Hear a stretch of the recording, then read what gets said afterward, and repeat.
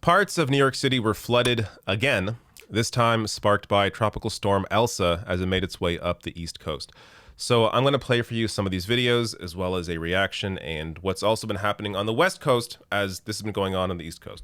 So these clips from New York are just incredible.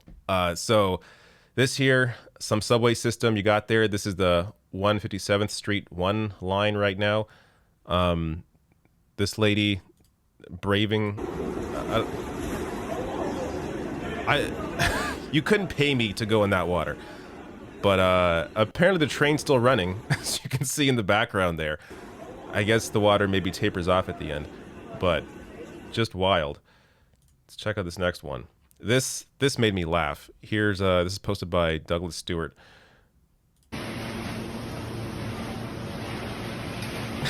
It's just shooting. It's just shooting out of the sewer there. Incredible. This gives you a good overview of what was happening outside.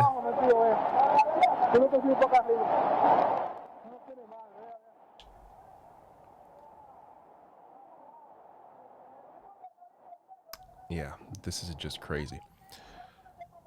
Of course, New York was also flooded. Parts of New York City were flooded a few years ago, so this isn't, you know, a new occurrence for them. But it's new in the sense that this has been happening more frequently due to, of course, the climate crisis. I think it's the last video here.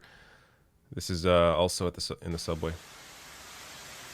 Water just streaming down the steps. You think maybe the infrastructure, an infrastructure plan may help here?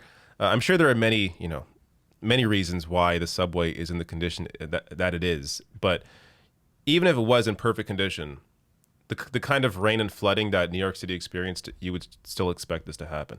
So first here, oh, sorry, last clip. This is people trying to decide whether or not they're going to walk under that. Yeah, I don't think anybody actually does. But just wild.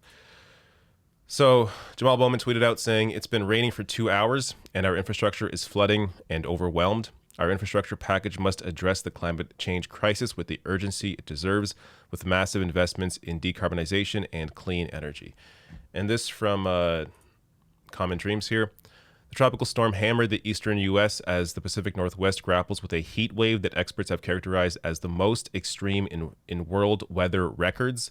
The historic temperatures, which reached as high as 121 Fahrenheit in British Columbia, killed hundreds of people and more than 1 billion intertidal animals in the U.S. and Canada. So I covered earlier this week what's called wet bulb conditions, which essentially means when the humidity is at 95% in conjunction with heat that is, I believe, at least 82 degrees Fahrenheit, which 82 isn't horrible, but that combined with 95% humidity, what ends up happening is you create these conditions where your sweat is then unable to evaporate because the air is so saturated with moisture already, which leads to a situation where people can spontaneously die, even healthy people, in those sorts of wet bulb conditions. So I think that's part of what happened here on the West Coast. On Wednesday, officials in Multnomah County, Oregon, deemed that the devastating heat wave a mass casualty event as the death toll in the state rose to 107. Just absolutely ridiculous. Now, this is where we get to, of course, the reason for all of this is the climate crisis. This is why, you know, if we had responsible leaders decades ago, this would have been dealt with back then. But we are getting to a point where the time is running out.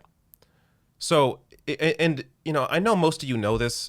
Most of my audience, of course, understands the severity of the climate crisis and this extreme weather because of it.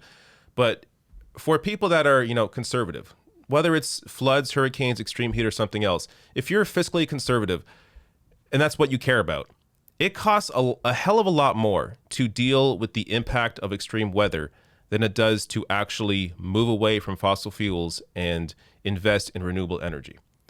So any voter that is against progress in terms of how to deal with the climate crisis, you're being swindled, because the only reason there hasn't been any proper change yet is because of the corporations and fossil fuel companies in power. So they are continuing to screw you and the future of humanity for their short-term gains. And it's just amazing to me that anybody can fall for the conservative line on climate change when we are seeing again and again increasing extreme weather that not only is having of course, a horrible impact on human life, but also is incredibly expensive. And you'd think, as a fiscal conservative, you'd care about that.